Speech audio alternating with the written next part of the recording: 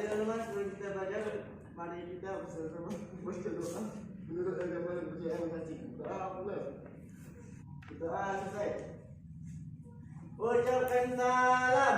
Assalamualaikum warahmatullahi wabarakatuh. Waalaikumsalam warahmatullahi wabarakatuh. Ya, alhamdulillah ya, semuanya sehat. Oke, kita absen dulu ya. Oke, Afrika. Tua. Oke, nah. Sebelum kita masuk ke materi kita pada bab 3, kita awali dulu dengan menyanyi bersama-sama. Oke, boleh sayang? Boleh. Lebih semangat lagi. Oke, nah ini dia. Lagu yang akan kita nyanyikan yaitu Berkibarlah Bendera.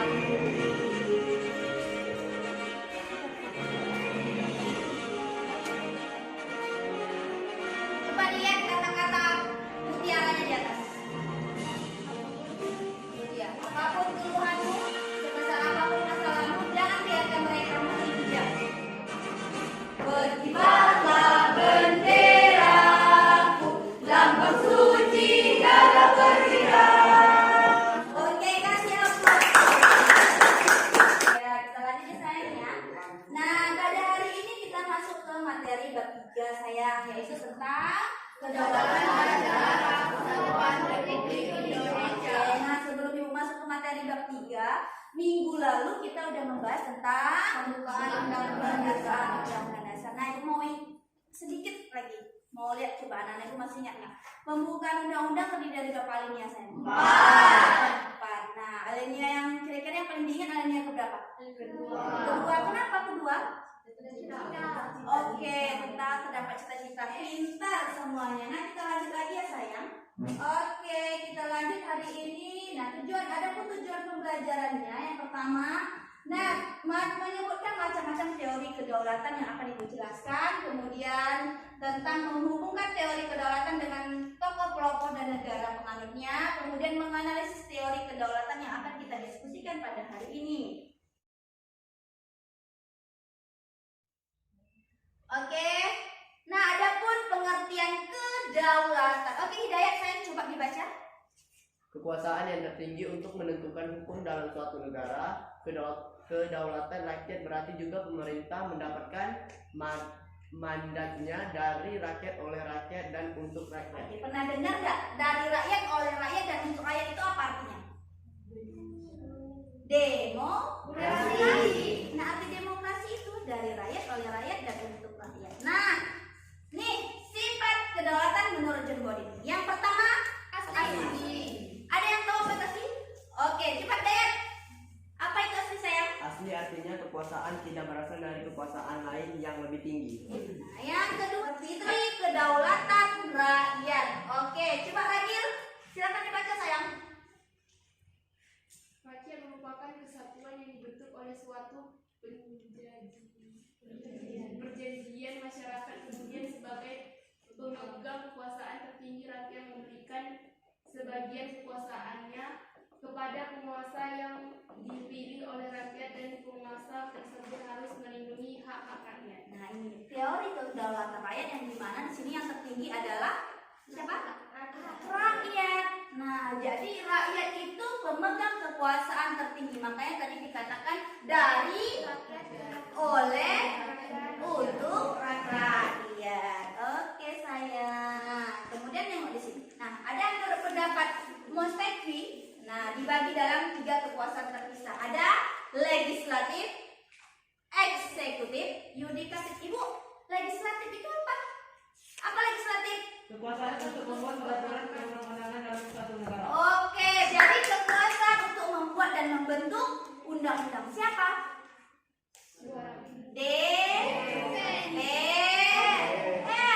Oke, kalau eksekutif sayang apa?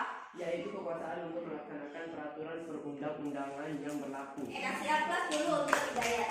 Nah, setelah ada yang membuat, ada yang menjalankan, yaitu eksekutif. Nah, di sini menjalankan. Kemudian yudikatif apa? Oke, silakan. Yaitu kekuasaan tentang peraturan perundang-undangan yang berlaku apabila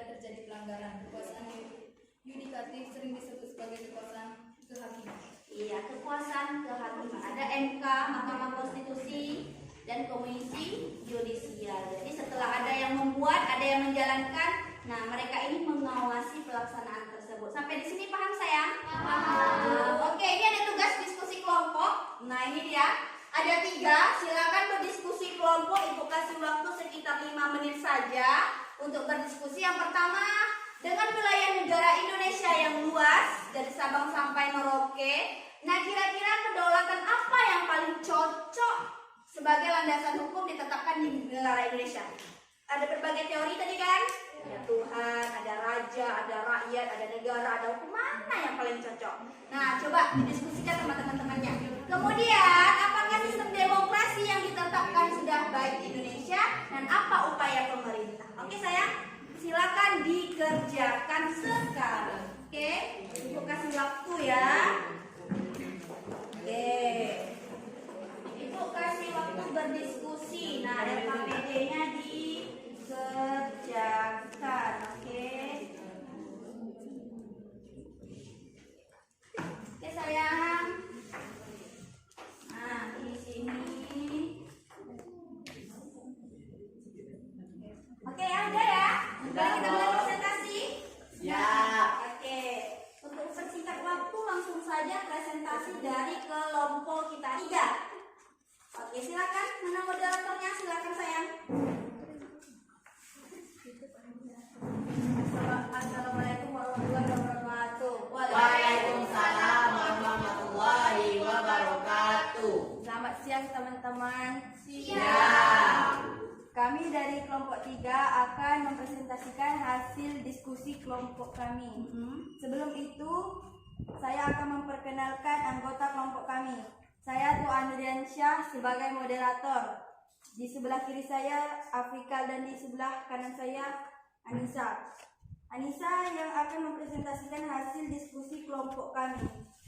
Assalamualaikum warahmatullahi wabarakatuh. Waalaikumsalam warahmatullahi wabarakatuh. Saya akan menyampaikan hasil diskusi kelompok kami tentang kedaulatan rakyat. 1. Dengan wilayah negara Indonesia yang sangat luas, bentuk kedaulatan apakah yang paling cocok sebagai landasan hukum untuk ditetapkan di negara Indonesia? Berikan alasan. Ditunjukkan dalam Pancasila sila keempat yang berbunyi, kerakyatan yang dipimpin oleh hikmat kebijaksanaan dalam pemusyawaratan perwakilan. Bukti lain kedaulatan rakyat Indonesia dapat ditemukan melalui isi pembukaan Undang-Undang Dasar 1945 alinea keempat. Bunyinya, disusunlah kemerdekaan kebangsaan Indonesia itu dalam suatu Undang-Undang Dasar Negara Republik Indonesia yang terbentuk dalam suatu susunan Negara Republik Indonesia yang berkedaulatan rakyat dan dengan berdasarkan kepada pernyataan tersebut mengandung makna. Negara Indonesia adalah negara yang berkedaulatan rakyat. Maka rakyat yang berkedaulatan, rakyat yang berdaulat atau berkuasa, sehingga Indonesia memilih demokrasi sebagai landasan kedaulatan negara. Terima kasih kepada teman kami Anissa. Apakah ada yang ingin menambahkan? Bagaimana kelompok lain yang menambahkan? Oke, silakan Pak Haji. Baiklah, kami dari kelompok 5 akan menambahkan jawaban dari kelompok 1. Dengan wilayah negara Indonesia yang sangat luas, bentuk kedaulatan apakah yang paling cocok sebagai landasan hukum untuk ditetapkan di negara Indonesia? Berikan alasan. Selain mengenai jenis teori kedaulatan rakyat, bangsa Indonesia juga mengenai jenis kedaulatan hukum. Berikut ini dasarnya. Undang-Undang Dasar 1945 Pasal 27 Ayat 1 pada Undang-Undang Dasar 1945. Oke, good. Terima kasih kepada kelompok 5 atas tambahannya. Sekian hasil diskusi dari kelompok kami. Saya tutup. Assalamualaikum warahmatullahi wabarakatuh. Waalaikumsalam warahmatullahi wabarakatuh. Oke, kita yang soal pertama itu teori kedaulatan apa yang paling cocok di Indonesia? Kedaulatan rakyat. Kenapa? Kenapa tidak teori kedaulatan Tuhan, kedaulatan raja, kedaulatan hukum barangkali, kedaulatan negara? Kenapa rakyat? Iya. Karena Indonesia pada sistemnya mengutamakan rakyat dan itu dapat dibuktikan dalam sila keempat dasar negara pembukaan UUD NRI tahun 1945 dan pasal UUD dan-nya. Oke, kita kasih aplaus dulu untuk Pak Adi. Tadi kan dari awal slide Ibu udah dijelaskan sayang, yang di mana kenapa teori kedaulatan rakyat itu bagus. negara Indonesia. Kenapa tadi? Karena kekuasaan tertinggi berada di tangan rakyat. Ini kan Ibu bilang dari, oleh, untuk rakyat. Ya, nah seperti itu sayang. Nah, apakah sudah terlaksana sistem demokrasi? Sudah. Nah, demokrasi tadi apa kata Ibu? Dari rakyat, oleh rakyat, untuk rakyat. Itulah dikatakan demokrasi. Contohnya apa? Pemilihan umum. Kita memilih siapa tadi? Si legislatif tadi. Siapa legislatif? DPR. Kita sekali artikan DPR. Nah, kita memilih DPR berdasarkan pemilu, pemilihan umum berdasarkan suara rakyat dong, suara kita. Nah, untuk apa kita pilih dia? Nah, agar apa yang kita inginkan bisa terwujud karena mereka adalah perwakilan rakyat. Ya. Nah, bagaimana upaya pemerintah tadi untuk menjaga dan mengembangkan kedaulatan? Nah, contohnya di daerah-daerah perbatasan tadi dibentuklah pos-pos, ya kan? Tadi menurut kelompok tadi dibuatlah pos-pos yang untuk menjaga kedaulatan negara kesatuan Republik Indonesia. Oke sayang, kita udah membahas panjang lebar tentang bab 3 tentang teori kedaulatan.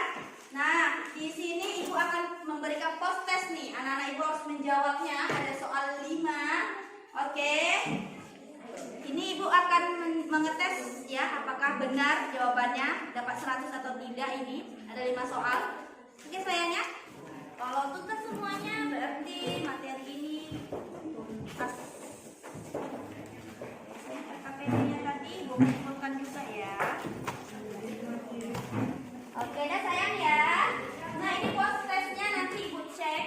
Kita lihat siapa nilai yang paling tertinggi, siapa yang paling terendah. Nanti kita coba ya. Oke sayang, kita lanjut lagi ke refleksi. Nah, pembelajaran pada hari ini yaitu kedaulatan adalah kekuasaan tertinggi untuk membuat undang-undang. Kemudian ada sifatnya ada 4 yang tadi dijelaskan ya. Ada asli, permanen, tunggal dan tidak terbatas. Kemudian macam kedaulatan ada kedua, ada yang ke dalam. Nah, kemudian ada 5 teorinya. Kedaulatan Tuhan, raja, negara, hukum dan rakyat. Oke saya ya, yang lihat kesimpulannya Indonesia menggunakan teori kedaulatan rakyat. Pintar sekali anak Ibu. Oke. Nah, demikian ya pembelajaran pada hari ini. Minggu depan kita akan masuk lagi masih materi tentang kedaulatan, tapi materi sebabnya yang selanjutnya. Oke sayang? Oke sayang ya, yang bisa Ibu sampaikan. Oke silakan doa dipimpin. Silakan Afrikal doa kita pulang. Sebelum kita pulang, mari kita berdoa menurut agama dan kepercayaan masing-masing. Doa mulai. Dah selesai. Ucapkan salam. Assalam.